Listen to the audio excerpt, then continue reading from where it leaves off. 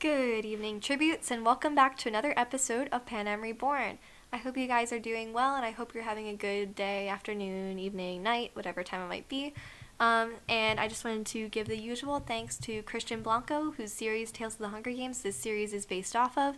His channel is linked down below in the description. I also want to thank Andrew McLean, whose artwork I use in this series, so thank you, Andrew, and his blog is linked down below as well. And I want to thank my editors, Anna, Octavian Slesia, and Raby. So thank you for helping edit some early episodes of the series. I really appreciate it. And anything else? Oh, definitely. I want to remind you guys that next week and from now on, I'll be taking a hiatus/break after this episode to get my mental health back where it needs to be. So thank you for bearing in mind with that, and I don't think I have any other announcements, so without further ado, let's dive into Panem for today.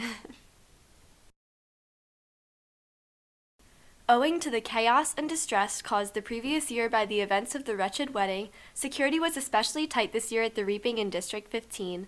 After the yearly mayor's speech waxing poetic about the pride of Panem and duty of the districts, Zibbeline Charvet, victor of the 110th Hunger Games, was rushed out on stage in a deep violet silk dress, where she disgruntledly plucked a slip from the female reaping bowl without much enthusiasm or interest. She read out the name of 16-year-old Christelle Delacroix, a tall, lean girl with dark brown hair that curled loosely around her shoulders and deep green eyes. Christelle, hailing from the Sector C area in the reaping enclosure, closed her eyes and inhaled deeply as she heard her name. She calmly walked to the stage with a passive expression, nodding occasionally at her solemn friends along the way. It appeared that Christelle was quite popular in her sector, as a group of youths around her age were holding back tears as she passed. Zibbeline, not wishing to linger for longer than she needed, read out a name from the male reaping bowl next, that of 17-year-old Léo Desjardins. Her eyes flashed as she read the name aloud, almost as if she recognized it. However, Zibbeline remained stoic as a lanky boy with dirty blonde hair and brown eyes was pulled forth from the Sector D area and tossed unceremoniously by peacekeepers onto the stage. He tugged uncomfortably at his starched lavender dress shirt and bow tie, nodding unhappily at his district partner as they were presented to be this year's tributes representing the district. The pair were escorted out by peacekeepers to be taken to the hovercraft to continental Panem, Zibbeline watching Léo and Christelle closely with an unidentifiable expression on her face that even our top analysts could not define. Just moments after the tributes were taken away, viewers tuned into the reapings could see at the edge of the camera frame that a small group of angry protesters had gathered at the edge of the Champ de Mace, holding signs that read "Rendez Michel et Louis, et où sont nos filles," while chanting loudly in French. However, the cameras quickly cut to show a different angle, though they were not quick enough to avoid showing several peacekeepers spraying an unidentified substance into the mob and battering them with batons and tasers. Once the peacekeepers deposited the reaped pair onto the hovercraft, oblivious to the events unfolding outside, they uneasily seated themselves in the lounge area and declined a platter of hors d'oeuvres offered by an AVOX attendant. Their mentor, Charmian Quince, arrived a few minutes later to find the pair making small talk, though it was evident that most of the talking was being initiated by Christelle. Léo could not have appeared less interested in what his district partner had to say. Charmian greeted them politely and spoke to them in a mixture of French sprinkled with some English, forcing Capital Audio technicians to work hard to caption the conversation properly. Again, an AVOX entered the room with a platter of food, but just as the tributes were about to refuse for the second time, Charmian shook her head and motioned for the AVOX to set down the platter so they could all eat from it. Léo suspiciously asked Charmian in French why she was having them eat food from les envahisseurs, but she shook her head and popped the canapé into his open mouth, cutting him off from any further protestations. Christelle had fewer inhibitions about eating the food and eagerly tucked into several appetizers, grinning as she tossed a cherry tomato into the air and caught it in her mouth while it squirted some juice at a scowling Léo. Charmian scolded her and took away the rest of her cherry tomatoes. She then reminded them that even if they were displeased about being reaped, they would need to start paying attention and not clown around or make faces at the proceedings, remarking that this was the fastest way to be despised in the capital.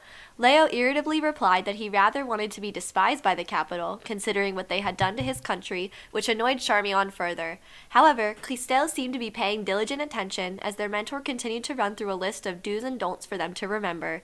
At the end of her lecture, Charmian told the tributes that she was going to quiz them on the information she had given them to test their comprehension.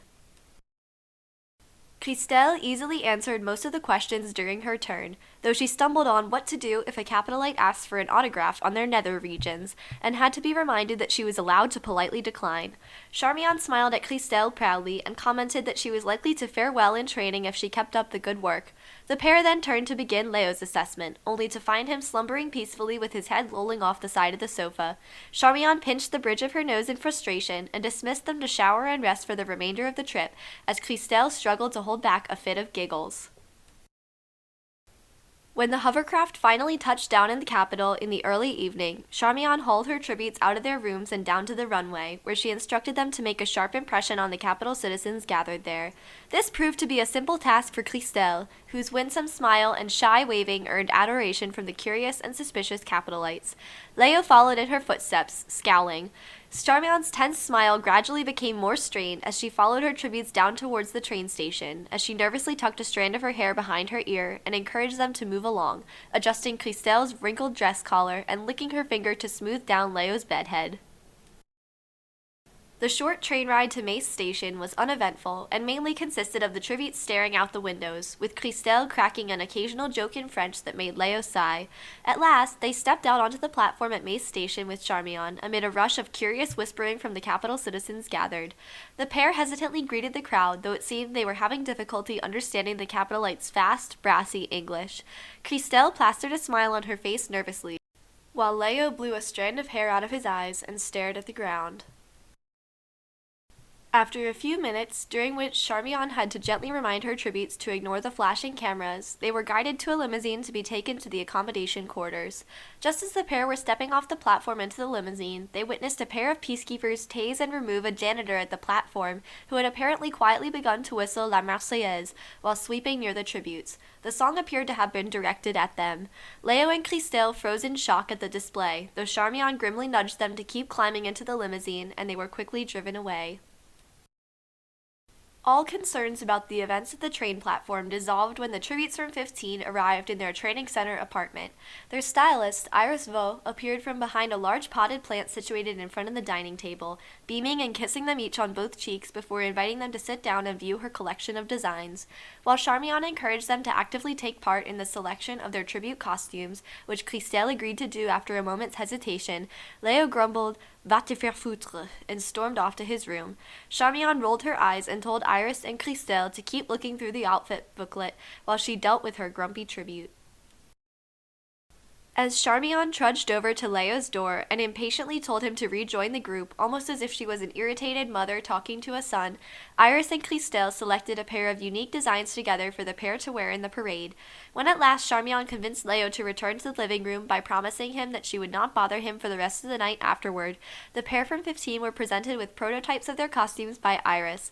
Blending the respective industries of sectors C and D, Iris had chosen to design a dress and suit based off the Château de Chambord, a manor house residing in the Loire River Valley in Sector C that was nonetheless popular with elite capital tourists. While many structures had been attacked and bombed by Panamian forces during the annexing, President Mace had specifically ordered that tourism sites be preserved if possible, allowing the chateau and other popular structures to survive the carnage. The outfits faded from a dark gray to mimic the spindly roofs of the manor into a pale cream color imitating its walls, with special blue and green detailing on the sleeves and bases that resembled the breathtaking countryside around the chateau. Charmian clapped her hands in excitement and marveled at the intricate embroidery, while Iris brought in a team of stylists to do hair and makeup, commenting that they had a good chance of winning Anderson Fashion Best Dressed. As soon as they were dressed and their hair and makeup were complete, the pair were sent to the elevator down to the parade preparation area. Upon arriving at their chariot, the pair from 15 seemed uncomfortable to watch other tributes chatting amongst themselves, while they lingered awkwardly by their horses. To their surprise, as Christelle patted one of their horses and Leo scuffed his shoe against the ground, a small round object rolled across the ground and was crushed into a fine powder by Leo's toes. The pair stared down at it in confusion as they heard a quiet, "Sorry," and looked up to see Monaco and Nicosia, the pair from 6, leaning against their horses. Monaco inclined his head and shrugged, stating that he was glad Leo had destroyed his morphling tablet, so the peacekeepers did not find it before he had a chance to take it.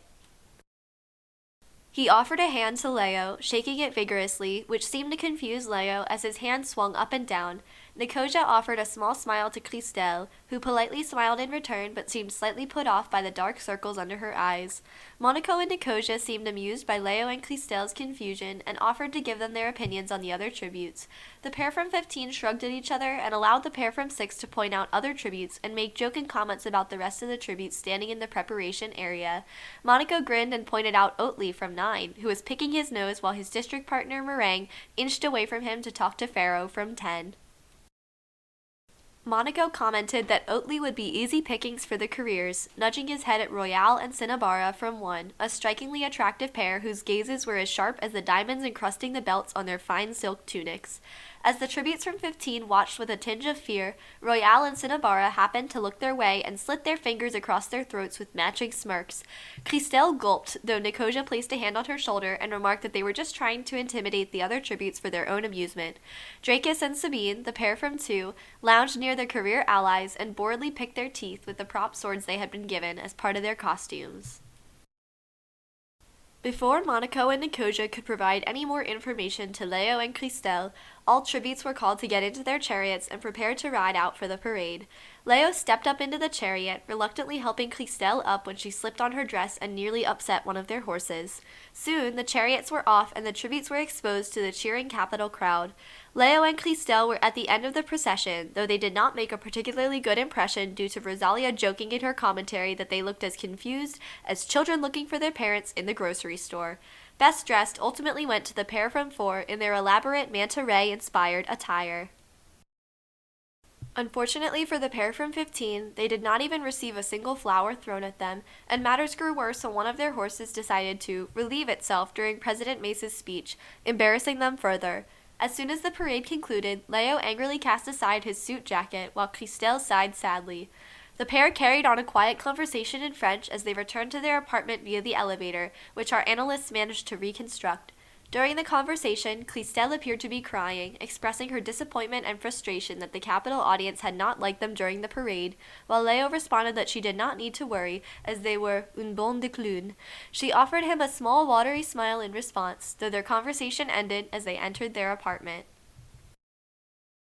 Neither Charmian nor Iris seemed surprised that their tributes had been poorly received, offering them small reassurances and sending them off to bed shortly after the parade.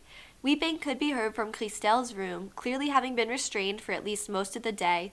The night passed uneasily for all those in the District 15 apartment, as they were woken up early the next morning to prepare for training. During breakfast, Charmian drilled her mentees on training protocol, reminding them to not get into conflicts with other tributes and to try their best to spread their time across a variety of stations. As they entered the elevator and descended to the training center, Leo cast a wary glance toward Christelle, seemingly concerned about her emotional display the previous night. However, she appeared to have calmed down since that time.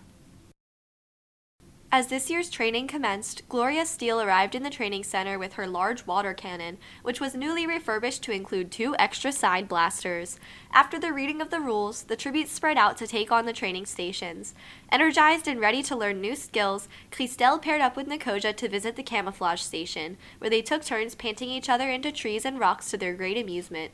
Monaco grabbed a tired Leo by the arm and hauled him to the spear station, where he insisted that they practice sparring against each other. Leo reluctantly agreed and picked up a spear to practice, only to find that he had grabbed the same spear as Royale, the boy from 1. Royale angrily tugged at the spear, while Leo irritably tugged back and insisted in choppy English that he had gotten there first. This annoyed Royale, who yanked the spear away and snickered to Dracus from 2 that clearly the French boy had a small baguette. Their district partners giggled appreciatively nearby as Leo growled and without warning tackled Royale into the ground and knocked the spear from his hand. The boys immediately began a brutal fight, grunting as they tried to punch and kick each other on the training center floor. A shout of alarm rang out from the other tributes as Monaco, Christelle, Nicosia, and Dracus sprang into action to separate them, only to be shoved aside by Gloria Steele. Rolling her eyes, she hefted her water cannon and ruthlessly blasted a massive stream of water at the offenders. The sopping wet boys were lifted away from each other by the other tributes, trying to clear their noses of the water that had sprayed up into their nostrils. Christelle appeared worried that her district partner had been injured. She escorted him to the medical corner, while their friends from 6 watched from the Spears area with mild concern. However, the trainer at the station cleared Leo to continue after bandaging a few cuts and sent them off. The remainder of the 3 days of training consisted of the pair from 15 working closely with the 6s and trying to cover as many stations as possible, avoiding the careers and particularly the way that a sneering Royale mimicked getting blasted by a water cannon every time he spotted the group of outliers. At the end of the 3 days, the tributes were ready to be evaluated by the game makers. Being from District 15, Leo and Christelle were at the end of the lineup to display their skills, and they watched anxiously from the back of the waiting room as the number of tributes in front of them slowly dwindled. At last, Leo was called to enter the evaluation room and trudged inside. Once again, capital tabloids covertly reported the tasks performed at the demonstrations, and they revealed to intrigued viewers that Leo had half-heartedly thrown a few spears and longswords before sighing and exiting the room. Christelle arrived shortly afterward and demonstrated her aptitude for camouflage, successfully blending into several different backgrounds before her time was up. After a few hours of deliberation, the results were prepared to be released that night. Topping this year's lineup was a 4-way tie between Royale from 1, Dracus and Sabine from 2, and Noah from 4, all with scores of 10. Right behind them were Cinnabara from 1 and Pharaoh from 10 with a 9 each. Christelle earned a respectable 7, while Monaco received a 7, Nicosia a 5, and Leo an unfortunate 4. However, saving the pair from 15's dignity was Figgy from 11 at the bottom, who had earned himself a 3. Charmian tightly smiled upon hearing the results, though Rosalia would remark a few moments later that seeing the training scores had appeared to visibly turn some of her hair grayer. As soon as the evening program in which Rosalia announced the scores was concluded, Charmian sent her tributes off to bed and retired to her own room.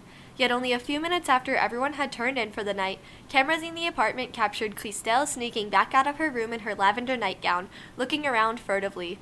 Satisfied that no one was around except for their assigned AVOXs, she opened the refrigerator door and seized a bottle of sparkling imported wine from District 15 and a wine glass from within. Continuing to look around, Christelle tiptoed out to the balcony and set the wine down on the table, letting the wind ruffle her hair and nightgown. She stepped over to the edge of the balcony and gazed out at the glittering lights of the Capitol below, tiny dots framed against the inky sky. Christelle closed her eyes and slowly raised her arms out on either side of her, almost as if mimicking flying. The wind continued to ripple through her long hair and nightgown, and for a moment from the camera angles, it did appear that she was in flight. Just as she exhaled softly, there was a soft whooshing from behind her, and she whirled around to see what was happening, only to relax when she realized it was a bleary-eyed Leo in his pajamas pushing the balcony door open further. She asked in French if he had been awoken by the wind coming through from outside, and apologized, but Leo shook his head and muttered that he had difficulty sleeping as well. Christelle then asked him if he needed something to take the edge off, and offered to fetch another wine glass, while pouring her own glass to be half full. He shook his head again and looked at her strangely as she took a hearty swill from the glass, asking how she could be drinking at such a tense time as she smacked her lips and declared that it felt just like home. She shrugged and grinned a bit, the calming effects of the wine clearly beginning to set in, before replying that sometimes, even in the most difficult of circumstances, the best thing one could do was laugh about it. Leo frowned and sat down on the sofa, placing his hands on his temples and looking over at his district partner, who had casually hopped up to sit on the railing and was dangling one of her legs down. Christelle smiled mischievously while continuing to sip from her glass, and teased that he seemed so grumpy all the time, and that it brought down the mood. Leo responded irritably that his mood would only improve when District 15 was free again, silencing Christelle for another minute. However, after a short period of silence, she once again broke it by saying that even if their district was not going to be a country again anytime soon, they should still enjoy their own lives while they had them, and not worry about chances and possibilities. Leo stiffened for a moment, then gave a tiny nod and asked her to pour him some wine. Christelle happily obliged after retrieving a glass from the dining area, and returned to her perch on the railing. Leo then took a small sip of the wine and remarked in surprise, "Oh, c'est bon?" before proceeding to take a larger gulp. Christelle laughed a gentle laugh and replied that he needed to slow down or he would get drunk and vomit over the balcony onto some other poor tribute or mentor's head. He cracked a small smile and Riley responded that she was a poor example, having downed half her glass in minutes. Clistelle's jaw dropped and she jabbed a finger at Leo, calling out with a broad grin on her face that this was the first time she had seen him smile, let alone make a joke, since their reaping. Leo's face quickly reverted to its usual scowl, but it was too late and Clistel had already been kicking her legs with laughter and surprise. He frowned in concern and told her to be careful so she did not fall off the railing and into the protective force field around the building, but she waved a hand dismissively and replied that she was fully in control. Just as she said this, she wobbled forward slightly and slipped off the railing onto her feet while appearing somewhat woozy. Leo raised an eyebrow and declared that this was their cue to return to bed, gently taking Clistel by the arm and leading her inside. She smiled up at him despite her own disorientation, and he offered another tiny smile back. Together, they walked into their respective rooms and closed the doors, drawing the curtains on the eventful night. Rosalia arrived on set for the interviews the following night in a slim cream dress with a red stripe through the middle that both complemented her figure and flared out slightly at the bottom, creating a stir among fashion watchdogs in the capital as they attempted to decipher how this could relate to the arena for this year. Without further ado, the interviews were begun and Rosalia grilled tribute after tribute about their backgrounds and plans for the games. Leo and Clistel were once again at the end of the lineup and had to wait almost the entire evening for their turns. Clistel finally emerged on stage to greet Rosalia in a deep burgundy dress mimicking the wine from Sector C. Rosalia complimented her flowing dress and remarked that she seemed quite stylish that night, to which Clistel smiled and told the Capital audience that she thought she looked rather good in burgundy. The interview passed quite pleasantly, as Clistel appeared to make a fine impression on many in the crowd, and even changed some audience members' opinions of District 15 tributes. Clistel displayed an easy grace and even made a good-natured joke about District 8 needing to improve its manufacturing standards when she stood up to conclude the interview and the heel of her shoe broke off. Rosalia chuckled and helped her hobble off stage, where Iris Vo hurried to help her find a new pair of shoes.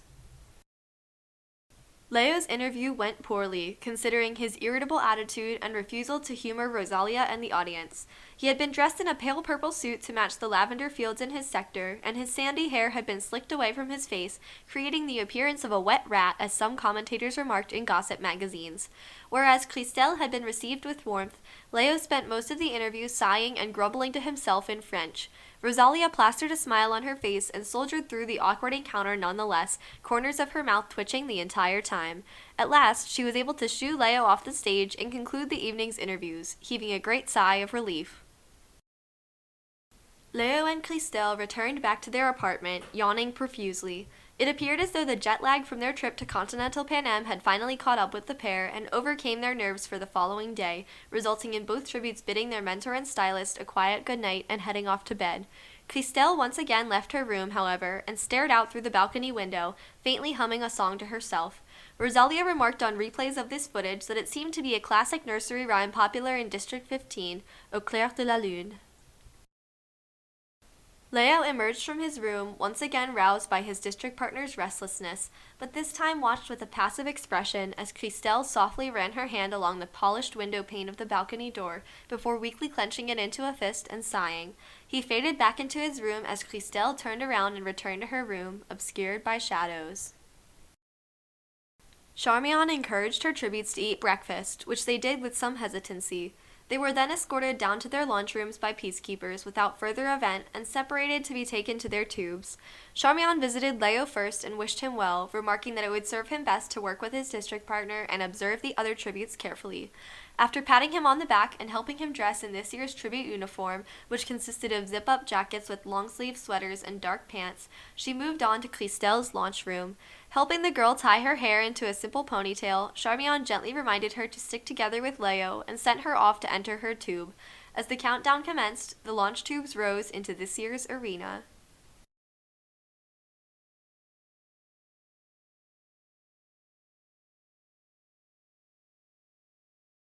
The first thing many tributes felt as they rose up was the cool sea spray splashing against their cheeks. Leo and Clistel were at opposite ends of the podium circle and raised their hands to their eyes to see in the glaring sunlight. As it turned out, the arena was a small, rocky island with a tall stone lighthouse at its center. The cornucopia was positioned on top of a flat, rocky cliff next to the lighthouse and contained a variety of food, weapons, and medicine. Most tributes did not notice, however, the flock of seagulls perched menacingly near the top of the lighthouse as they gazed with beady eyes down at the podiums below. Even the couriers seemed worried about the small arena and the roaring waves around them, which made it difficult for tributes to hear what was going on. Leo and Christelle eyed each other from across the cornucopia clearing, apparently attempting to agree on a plan of action, but due to the violent waves around them, they failed to hear that the countdown had concluded and jumped in fright as tributes started jolting forward around them. Due to the overall disconcerted nature during the start of these games, there was a massive pile-up in the cornucopia clearing. Many tributes tripped and got in each other's ways as they tried to flee.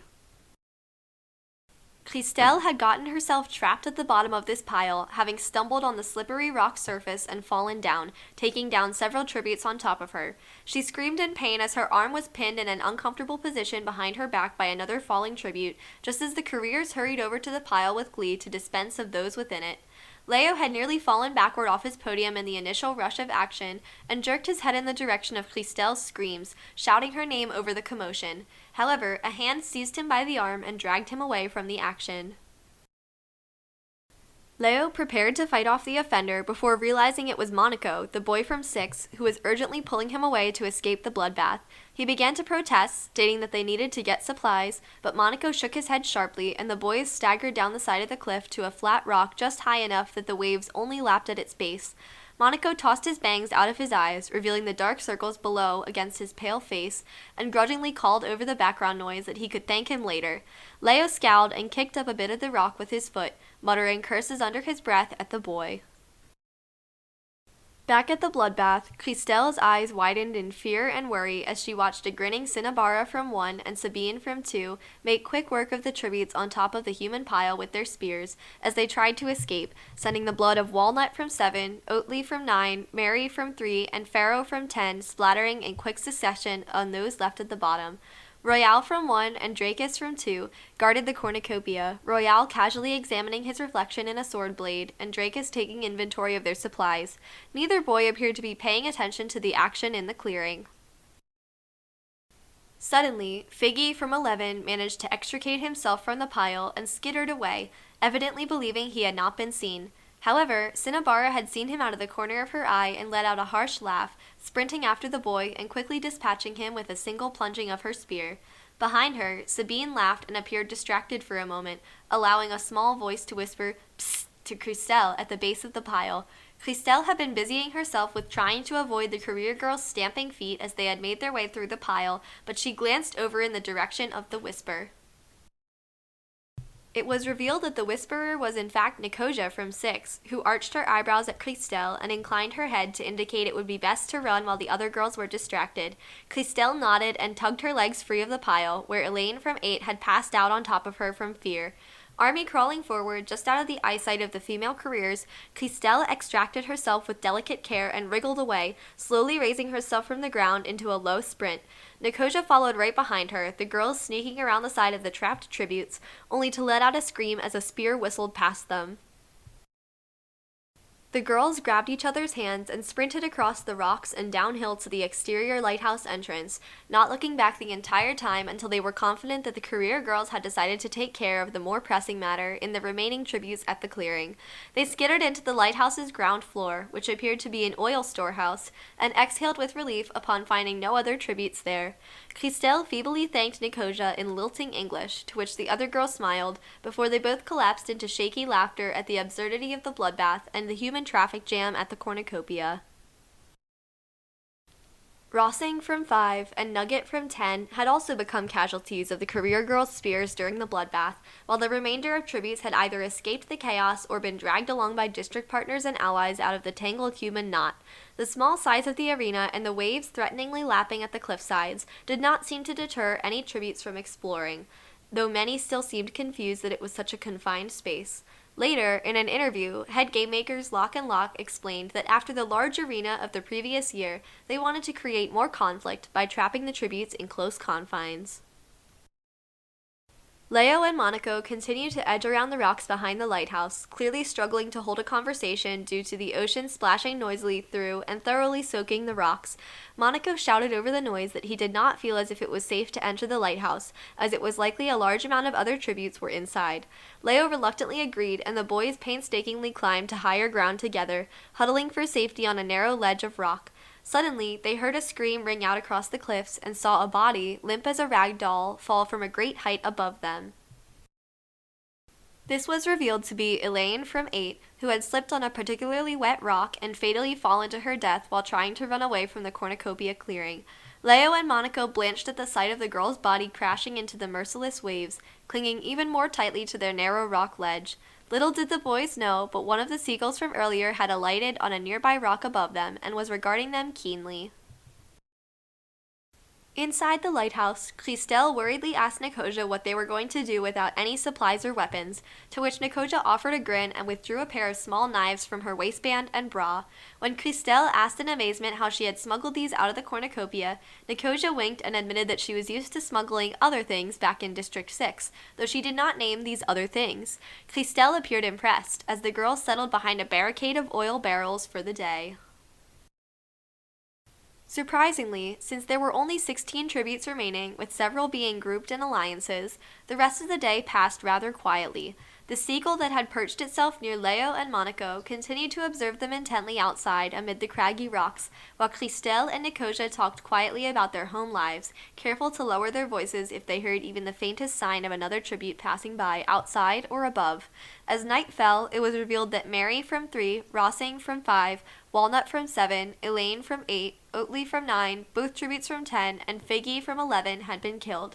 For the most part, all tributes had found their own private corner of the island to isolate and avoid encountering others, though the girl from 7 was hurled off the rocks into the ocean by the careers after being discovered while trying to raid their supply haul. The boys stumbled to their feet the next morning, yawning loudly and expressing their desire for food. Monaco remarked that the ocean around the island seemed to be stimulating hunger in everyone, as he explained that he had seen Rosa from 5 sneaking around on the rock above them to gauge her chances of successfully swiping some food from the careers. Just as the boys agreed that their next task would be to find a food source, a strange white substance splattered down onto Leo's head. He yelped and jerked around wildly, trying to locate the source of the substance, only to find the same seagull from earlier alighting on a rock nearby above his head. Monaco burst into laughter, clutching his hand to his stomach as Leo wrinkled his nose and gagged. Muttering curses in French, he stormed off down the rocky cliffside. He had to quickly brace himself when he almost fell on his rear end and attempted to wash off his hair in the lapping waves as Monaco continued to howl with laughter in the background. The seagull appeared quite proud of its aim and preened itself for several more minutes before flying off, but not before the boys had gotten a good look at its physical characteristics, and Leo vowed revenge upon the unsuspecting bird. The boys climbed back up the rocks and peered over at the career camp, which appeared to be guarded by Dracus and Sabine, while the pair from 1 slept in late. Meanwhile, inside the lighthouse, Christelle and Nicosia stood back to back and crept up the central staircase, stiffening in unison at even the tiniest noise. The dim torches lighting the staircase proved to offer no help, as the shadows created more paranoia for the girls than provided any shelter. The first floor they passed was the ground floor, though there was no one present and it seemed mostly empty save for a few crates of puffy life vests. They peered out through the small frosted windows on the sides, but the windows were too coated with grime to find anything of note. The girls then continued to the next floor up, where their eyes widened as they heard snoring, and found Meringue from 9 and Louise from 11 asleep on the floor of a supply room. Christelle and Nicosia exchanged worried glances, debating in hushed tones if they should attack the girls to see if they had food, or keep moving. Nicosia wanted to attack, but her ally pointed out that the girls could scream and alert others in the lighthouse to their location. Nodding grimly, Nicosia agreed and they moved further up the stairs. At this time, Christelle's stomach rumbled loudly for several seconds straight and she flushed bright pink in embarrassment, although Nicosia struggled to contain her laughter and had to bury her face in her shirt. Continuing up the stairs, they came across a deserted storage space with rusty fishing equipment, which Christelle inspected carefully and they agreed could be useful later. Despite this, they left the equipment in place to avoid making any more noise on the stairs as they kept moving. The next floor up was clearly a sort of living space for the lighthouse keeper, leading there to be much speculation within both the games and the Capitol as to if this arena had been created specifically for the games or had been repurposed from an existing location. Inside, the girls found Arlo from 8 peacefully slumbering in the lighthouse keeper's bed. Nicosia proposed strangling him or smothering him with the pillows, to which Christelle reluctantly agreed. Yet just as the girls moved in towards Arlo, he stirred and opened his eyes. Immediately, he panicked and began scrabbling around for a weapon weapon to fend them off, but Nicosia was too quick and slammed a pillow down on his face, gritting her teeth and waiting until his muffled cries ceased and his cannon sounded. Christelle appeared concerned, though she raised no objections. Continuing to the next floor up, which proved to be the uppermost floor just below the lantern room, the girls were surprised to discover a surveillance room complete with fuel reserves, lantern lighting supplies, and an elaborate mechanical system for controlling the lighthouse lantern itself. Unfortunately, Noah from 4 was standing directly in front of them, casually holding a fishing spear while facing away towards the clockwork and seemingly calculating something. The girls' eyes widened in alarm and they searched around for a place to hide, but the only escape routes were back down the stairs or up the spiraling staircase in the room to the deck and lantern above. The girls flattened themselves against the wall and tried to communicate using gestures, but this only served to confuse them more. They scuttled back down the staircase, the sound of their footsteps covered by the distant sound of a cannon belonging to the girl from 4, who had slipped outside and hit her head on a large boulder, causing her to bleed out from her head wound. Christelle waved an arm to indicate to Nicosia that she wished for her to follow her into the living space where Arlo had just been killed, as the girls hurried to shelter inside and slipped behind a pair of bookcases near the left wall to discuss their options. At this time, Christelle noticed a small writing desk in the corner near the bed, with some fresh paper and pens resting on top. This appeared to give her an idea, though she was distracted when Nicosia discovered a small crate in the corner containing some cans of non-perishable food, and the girls quickly settled down to consume them. Outside, poking their heads out over a flat rock, Leo and Monaco spied on the career camp from afar and attempted to determine how much food was present. They soon agreed that it was almost impossible to tell from their distance and scurried along through the rocks until they were just behind a rock near the central clearing. From this angle, they could see that there was indeed a plentiful supply of seafood and beverages lodged in the mouth of the cornucopia, carefully guarded by the pair from 2 as they chatted and basked in the cool sea breeze. Monaco pointed out to Leo that if they could determine a way to distract the pair, they could easily steal some of these supplies and run. Leo agreed, but had difficulty thinking of ideas. Suddenly, out of nowhere, a loud collective squawk was heard as the seagull from earlier flapped down to land near the pair, this time flanked by several more of its friends. The boys panicked and swatted their arms at the birds, hoping to disperse them before they revealed their hiding place, though this only resulted in one of the birds biting Monaco's finger. He yelped in pain and recoiled, scowling, as the birds casually hopped along in the clearing. By this time, Dracus and Sabine had noticed the birds and watched them suspiciously from afar. Leo grumbled to Monaco that the seagulls were already disrupting their plan to steal the food, though just as he finished saying this, his eyes lit up.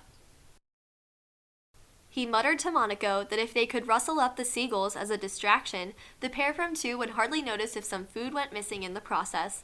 The other boy quickly agreed to this plan, though neither of them could quite figure out how to disrupt the seagulls without incurring more bodily injury or embarrassment to themselves.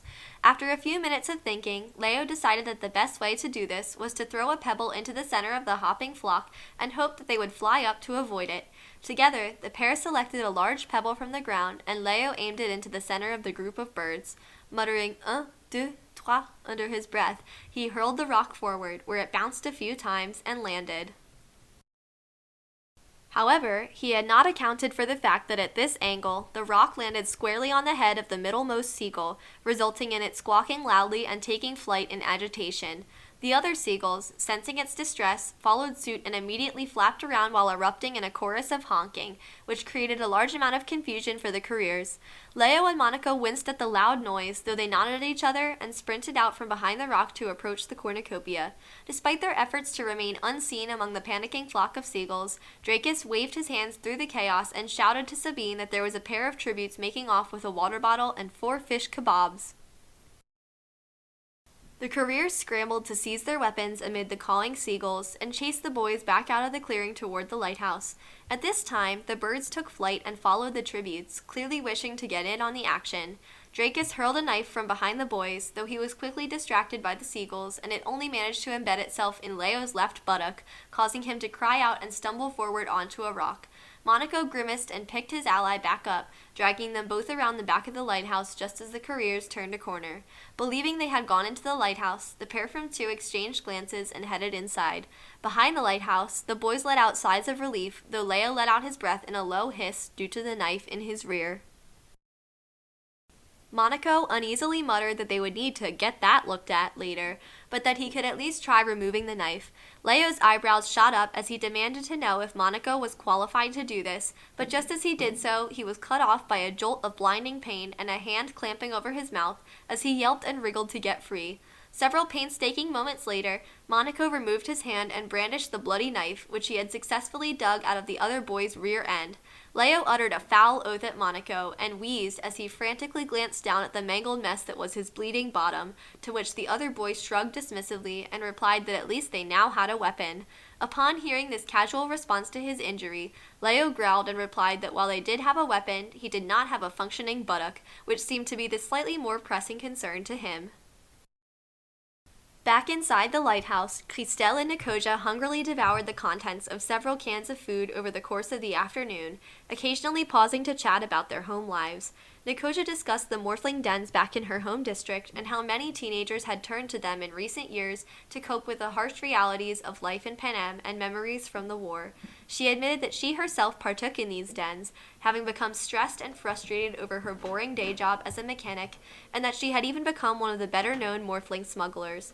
Christelle appeared startled to hear all this information as she admitted that back in her home area, Sector C of District 15, the population was mostly spaced out across large vineyards with plenty of fresh air and space to enjoy. Nicosia smiled slightly upon hearing this and admitted that she would have liked to visit Christelle's homeland someday, admitting that the continental districts knew very little about District 15 and that it sounded beautiful. Just as Christelle was about to respond, there was suddenly a great commotion coming from below them in the lighthouse, including what sounded like a cry of victory punctuated by several shrill screams and the sound of heavy objects falling over. The girls' eyes widened, and they cowered behind the bookshelves, placing their ears to the floor to attempt to hear more about what was happening. A cannon rang out, followed by another, and another. Nicosia and Christelle blanched upon hearing the carnage. Footsteps pounded on the stairs, and the girls peered through the spaces in the bookshelves as two pairs of feet entered and turned around, surveying the room. One of them, which Christelle identified as belonging to Sabine, told the other to search the room while they went to the next floor up, leaving only one pair of feet to step around and investigate the area. After a few seconds, the feet turned towards the girls and slowly reached through the bookshelf. It took everything within them not to scream, but Christelle appeared to realize something as they shrunk away from Sabine's grasping hand, and she quickly stood up. Nicosia gaped and tried to tug her ally back down, but it was too late, as Sabine had already seen her poking her head over top of the bookshelf. As Sabine reeled back in surprise, Christelle called out for Nicosia to help her push, as the other girl's eyes lit up in understanding. Together, they pushed as hard as possible on the bookshelf, sending books flying in all directions as the shelf crashed down on Sabine and trapped her underneath it, sounding her cannon in just seconds. The girls high-fived and gleefully skittered out of the room as Christelle shouted that clearly the training academies in District 2 had not taught their tributes to read, though it was noted that she quickly grabbed a piece of paper and a pen from the lighthouse keeper's desk as she left. Nicosia giggled as the girls descended the stairs, only for her laughter to turn into pure shock. 2 floors down, where they had earlier seen Meringue from 9 and Louise from 11 sleeping, there remained only a pool of blood and 2 rumpled sleeping bags. The other cannon they had heard was unrelated and belonged to the boy from 3, who choked to death on a fish kebab that he had swiped from the cornucopia while the on-duty careers were chasing Leo and Monaco. The girls exchanged worried looks and hurried back up to the floor below where they had been staying previously, with the rusty old fishing equipment that did not offer much of a hiding place, but did offer some limited potential as weaponry. They soon heard another cannon just moments later, as Dracus had snuck up on Noah in the surveillance room and disarmed him before overpowering him and bashing his head into the wall repeatedly. Fearing that Dracus would go looking for his missing district partner, the girls fled down to the basement of the lighthouse, glancing at each other fearfully. Fortunately, concealed by the oil barrels in the basement, the girls remained undisturbed, even as they heard Dracus swearing loudly as he realized his district partner was likely dead, and angrily informed the capital that his father would hear about this. Behind the lighthouse, safely hidden by a group of rocks, Leo and Monaco took turns guarding and carefully rationing out their fish kebabs, though it was quite clear that Leo was still irritated about his injury and had tried to stop the bleeding by tearing off his shirt sleeves and gingerly patting down the injured area, though it still appeared his pride and dignity had been wounded more than his buttock. The eventful afternoon soon melted into a warm golden sunset and then a purplish dusk. The anthem of Panem played for the night as portraits of the fallen lit the sky to announce the deaths of Sabine from 2, the boy from 3, Noah from 4, the girl from 7, Arlo from 8, Meringue from 9, and Louise from 11. Overnight, as they took turns keeping watch, Leo quickly grew uncomfortable with the way the salty sea breeze irritated his wound, and woke up Monaco to ask that they move to be inside the lighthouse, where the breeze could not affect him. Monaco reluctantly agreed, but appeared worried about the prospect of encountering other tributes, remarking that he had not seen his district partner since the bloodbath. Leo echoed this sentiment, and the boys picked their way through the rocks under cover of darkness, though Leo gritted his teeth through the pain he was experiencing, leading Rosalia and her co-commentators to joke that it seemed as though he was butthurt. They continued to joke in this vein for several minutes. The two boys entered the lighthouse through the basement door, quietly closing it behind them as Leo continued to clutch his blood-soaked shirt sleeves to his behind. They visually scanned the area, evidently searching for signs of other tributes, before settling on a corner near the window and contentedly seating themselves on the ground.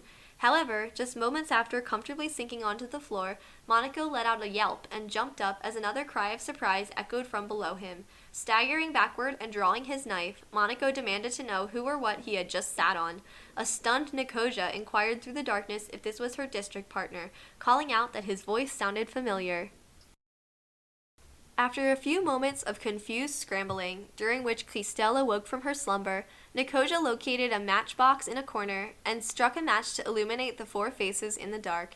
Christelle appeared just as surprised to see Leo as the sixes appeared to see each other, though the happy reunion did not last long as they heard distant creaking on an upper floor and quickly reduced their excited voices to whispers. As the group tried to catch up on everything that had transpired since the start of the games, including Leo awkwardly attempting to demonstrate the nature of his injury to a disgusted Christelle, the girls quickly explained that a vengeful Dracus was still inside the lighthouse after they had killed his district partner, and it was likely the ones would look for him, forcing them to keep their voices down as much as possible. In the meantime, agreeing that it would be best to get some rest after their chaotic day, the group decided to take turns on guard, with Christelle and Monaco guarding together and later switching to Leo and Nicosia. As the boy from 15 and girl from 6 settled down on the hard floor, Monaco stood and leaned against an oil barrel to keep a lookout, though it became clear just moments later by his loud snores that he had fallen asleep as well. Christelle sighed and yawned, though she jolted upright for a moment upon realizing she still had the slip of paper and pen from earlier. Looking around for a moment to check if her allies were awake before striking a second match, she moved over to the windowsill, balanced the paper on it, and gripped the match in her left hand to illuminate the paper, writing something feverishly with her right hand. While the cameras could not get close enough to determine the nature of what she was writing, Christelle was startled a few hours later by a figure sleepily standing up to relieve her of guard duty. As soon as she turned around and saw it was Leo, she shoved the paper and pen back into her pants pocket and jokingly asked in French if he had a nice nap. Surprisingly, Leo offered a half-smile in return, shocking his district partner and prompting her to ask if his injury had made him delirious. He shook his head and quietly remarked that he was just glad to see that their allies were safe, though Christelle raised an eyebrow and laughed a little as he turned bright red in the match light. She put a hand on her hip and told him that he would need to get back to sleep soon, as it was still her turn to guard. He squinted around and asked where Monaco was, as he recalled that the other boy was supposed to be guarding with her, but Christelle giggled and pointed to his sleeping form against an oil barrel.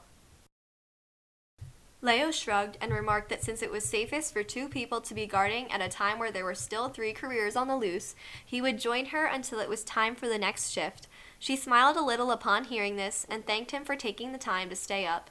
The pair sat down near the window and talked quietly in French about their experiences so far, although Christelle tried to conceal her laughter as Leo indignantly told the story of how he ended up with a knife in his rear and how Monaco had extracted it. As he stubbornly insisted the incident was not funny and was a serious hindrance to the Alliance's ability to proceed in the games, Christelle continued to snort with laughter and declared that he should be named Leo Popotin instead of Leo Desjardins. He scowled and continued to insist that his injury was not funny, but she laughed more in response and, eyelids fluttering with exhaustion, she replied that it was in fact quite funny. Moments later, she slumped sideways onto Leo's shoulder, fast asleep. He appeared taken aback by the sudden drop, though he soon realized her head was drooping down at an uncomfortable angle, gently moving it back up to his shoulder and quietly resting his head on top of hers, before blowing out the match in a quick breath. In the dim moonlight, several eagle-eyed commentators believed they could have seen a contented smile on his face. By the time all 4 Alliance members awoke the following morning, it was to head game makers Lock and Lock loudly announcing to all in the arena that any tributes who did not make their way up to the catwalk area at the top of the lighthouse that wrapped around the lantern itself would have their trackers detonated in 10 minutes' time. Leo and Christelle quickly untangled themselves, appearing flustered and startled that they had fallen asleep on each other, while Monaco and Nicosia leaped up in a panic and searched for weapons. The group tallied up that they had between them 3 knives and 4 kebab skewers, divvying up the weapons so that Leo, Nicosia, and Monaco each had a knife, while Christelle carried all 4 sharpened skewers to compensate. Bracing themselves, as Monaco helped a wincing Leo to his feet, the group dusted themselves off and poked their heads out into the stairwell to ensure there were no other tributes present. After doing this, they silently and carefully made their way up past the next few floors, keeping an eye out for any signs of trouble. The only tribute they encountered along the way was Rosa from 5, who was standing fearfully outside the spiral stairs in the surveillance room. She squeaked in fright as they approached, shrinking against the wall, but the group shook their heads to indicate they did not intend to harm her prematurely. However, they did insist in hushed voices that she move up the stairs to the top before them, as she was obstructing their path. Rosa reluctantly did this, still whimpering, only to utter an ear-piercing scream as she reached the top and frantically tried to barrel back down the stairs, almost bowling over the 6s and 15s. As the group tried to push Rosa off of them and move further up the stairs onto the catwalk, they grimaced to see Dracus and the ones standing nearby, casually twirling spears and knives. Cinnabara grinned and squinted at Rosa, who was attempting to skirt around the catwalk unnoticed, before calmly making a bet with her district partner about if she could kill Rosa in a single hit. Royale bet that she could not, while Cinnabara sneered and asked that he have a little faith in her, whipping around and sending a single knife slicing into her neck. Rosa keeled over and slumped to the balcony floor as her cannon rang and a hovercraft swept in to remove her body. Royale whistled in amazement as his district partner tossed her hair and turned to the outliers gathered timidly at the entrance to the stairs, the sea breeze whipping all of the remaining 7 tributes' hair and stinging their open scratches and cuts. All 4 of the outliers stared grimly at the careers, mouths set in thin lines and hands tensing on their weapons. However, the careers appeared much calmer, even smiling as they sharpened their weapons against the railing and cracked their necks. At once, to the tribute's surprise, classical music, identified by our specialists as Offenbach's Infernal Gallop, performed by the Sector A Philharmonic Orchestra, began to blast throughout the arena via a loudspeaker attached to the top of the lighthouse lantern. The music spurred the startled tributes to leap into action, the careers launching themselves at the outlier pack and chasing the panicked tributes around the catwalk.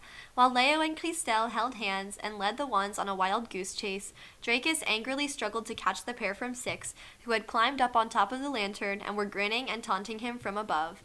As the 15s continued skirting around the edge of the catwalk, Christelle whispered to Leo that they needed to think of a plan before the ones caught up, throwing a worried glance over her shoulder at a maniacally grinning Cinnabara. Leo muttered back that he would think of something, and Christelle nervously nodded. However, he appeared to shake his head multiple times, grumbling in rapid French that the loud classical music was not helping him think.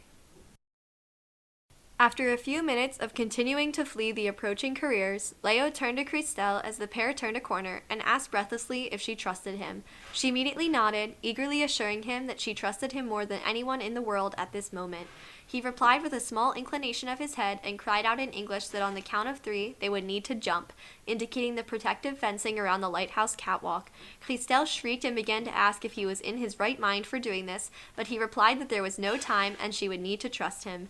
She offered a shaky nod, and after counting to 3 under their breaths, they leaped over the side of the lighthouse. Royale and Cinnabara turned the corner and scanned around for the pair before deciding that they had been tricked and running back around to check the other sides of the balcony. The pair found no bodies and no hovercrafts arriving in the area, confusing them, until they saw a large splash in the water and turned around with relief. Clearly, the pair from 15 had jumped to their deaths, and no cannons had been audible over the loud music. A hovercraft would surely arrive within moments to retrieve their bodies from the water. Yet as the pair waited, no hovercraft arrived, to their bewilderment. Cameras panned out to circle the lighthouse and found to many viewers' shock that Leo and Christelle were dangling over the side of the lighthouse and hanging on for dear life to the bottom rung of the fencing, Leo having hurled a rock that was in his pocket down into the ocean to imitate the last burbling of a dying tribute. Christelle clung to his hand below him, shaking at the effort of holding on as Leo grimaced in pain from the strain of holding on to both the rung and Christelle. Above them, to the surprise of many Capital viewers, Royale and Cinnabara had abandoned looking for the 15s and had instead joined Dracus in attempting to attack the 6s sitting on top of the lantern, the obnoxious classical music continuing to blare from the loudspeaker and amplifying the comedic effect of 3 large, threatening careers jumping around like grasshoppers and swatting their hands around to try and catch the perching pair.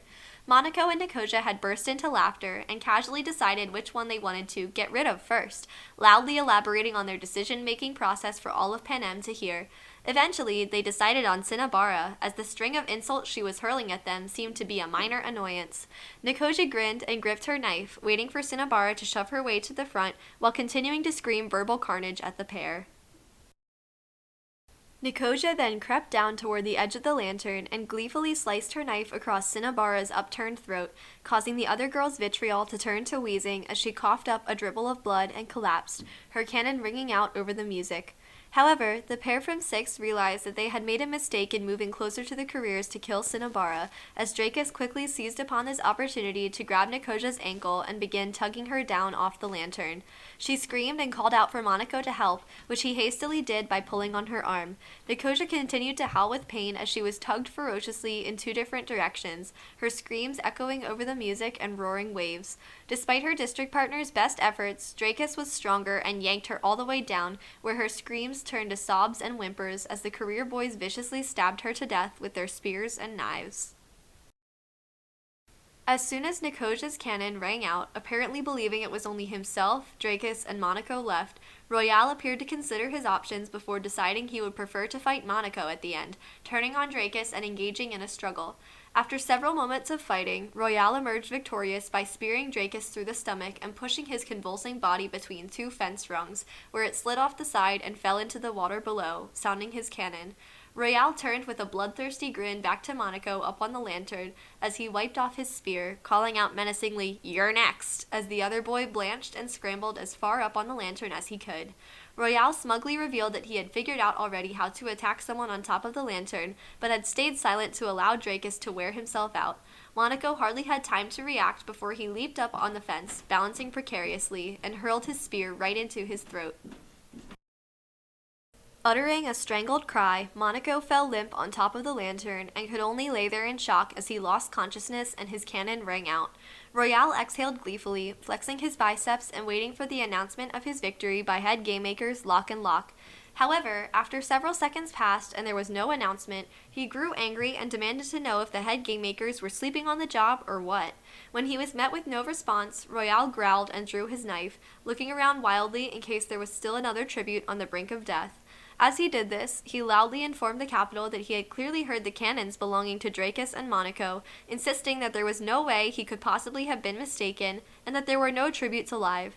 In fact, he continued, he was so certain that he would jump down into the ocean if someone could prove him wrong.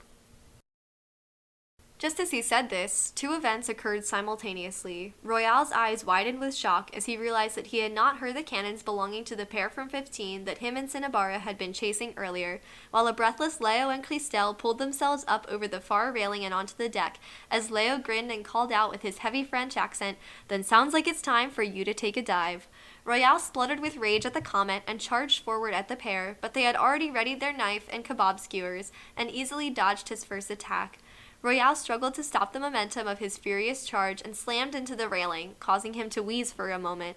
At this time, a wincing Leo, patting his sore behind, sprinted forward and slammed himself onto Royale, forcing him to stay against the railing as the boy from 1 dropped his knife and it slid across the deck to be away from their reach.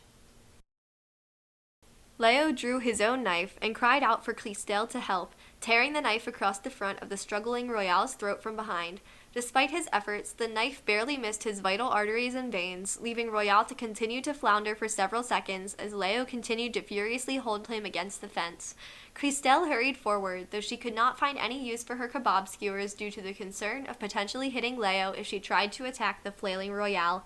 Leo inclined his head quickly to ask her for help in hoisting the other boy up and over the railing to drop him over the side of the lighthouse, which she quickly agreed to do and cast the skewers aside to grab the boy's arms while Leo seized his legs. Royale groaned and choked on his own blood while the pair laboriously stepped up onto the first rung of the fence, trying to support his dead weight between them, and in a heaving motion tossed him over the side of the lighthouse. Leo exhaled a sigh of relief, only for his calm to turn to panic as he realized that Royale had seized Clistel's arm in one last bid for vengeance and was pulling her considerably lighter weight over the railing with him. She screamed and frantically tried to extricate herself, but Royale clung to the narrow area of the deck below the fencing and continued to drag her with him. However, Leo hurried over and pulled his district partner to safety away from the wounded boy, kicking Royale's hand off the deck and sending him falling to his death. Clistel massaged her wrist with relief as she thanked Leo for saving her, only to become worried as she realized they were the final 2 tributes left alive. Leo quietly drew his knife, gazing at her with a surprisingly soft expression, but she shook her head for a moment and told him she wanted to give him something before they fought to the death. After a moment, he carefully lowered the knife and nodded. She reached into her pants pocket to grab something and explained that she had written it for him in the event that they were the final 2 tributes left alive, wishing for him to read it because it contained some things she wanted to say to him before she died. Tears began to spill down her cheeks as she withdrew the note she had been writing the previous night and held it out to him. Yet before Leo could accept the letter, the sea breeze suddenly picked up and blew it out of her hand, to her horror. As the note fluttered by in the breeze, Clistel cried out and ran after it, hurrying up to the railing and scaling the fence rungs to seize it as it flew above her reach. Despite her efforts, she was too short to catch it, and she ended up standing precariously on the railing to try to grab the letter as it fluttered out towards the ocean away from her. Leo called out to Clistel and ran after her, insisting that she come down from the railing or risk falling. She waved him off dismissively, insisting she would be able to retrieve it in just a moment and continuing to wave her arms around in a bid to catch the letter as Leo pleaded with her from below to come down and tried to tug on her leg to warn her. However, Clistel continued to stubbornly swat at the note and attempted to leap up slightly. Just as she did this, an even stronger sea breeze swept through the lighthouse, unbalancing her flapping arms and causing her to wobble on the railing, desperately trying to stay on top.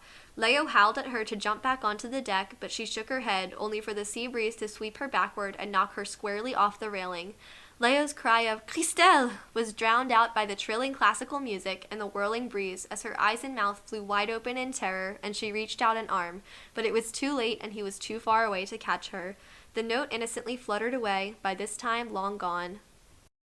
Just wanted to remind you guys that there is a content warning ahead for attempted suicide. You can skip to 1 hour, 2 minutes, and 45 seconds to avoid the scene if needed. As Leo watched her fall, bile pooling in his mouth and fighting back a breakdown, he recalled that night on the terrace at their apartment when she had teetered on the edge of the balcony and nearly fallen had he not caught her first. He had been able to save her that time, but this time he shook his head in agony and sank to his knees, haunted by her scared expression as she had fallen, limp as a rag doll. A moment later, there was a faint splashing and the classical music cut off, concluded by a sharp cannon.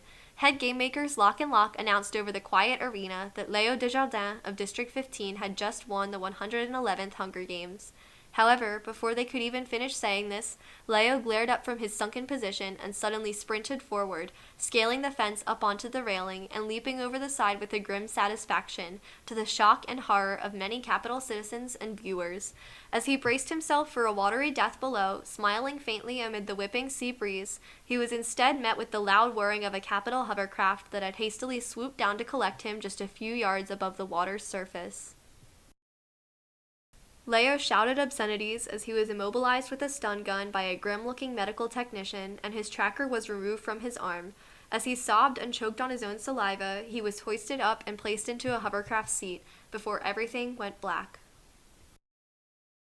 Leo spent a month in Mace Hospital's psychiatric ward before being cleared to provide his victor's interview on the condition that he be placed in a straitjacket for the entirety of the interview and be located several feet away from Rosalia, further than the usual distance between the interview chairs. He arrived to the interview pushed along by two peacekeepers, sporting a poorly concealed black eye that had been hastily dabbed over with makeup.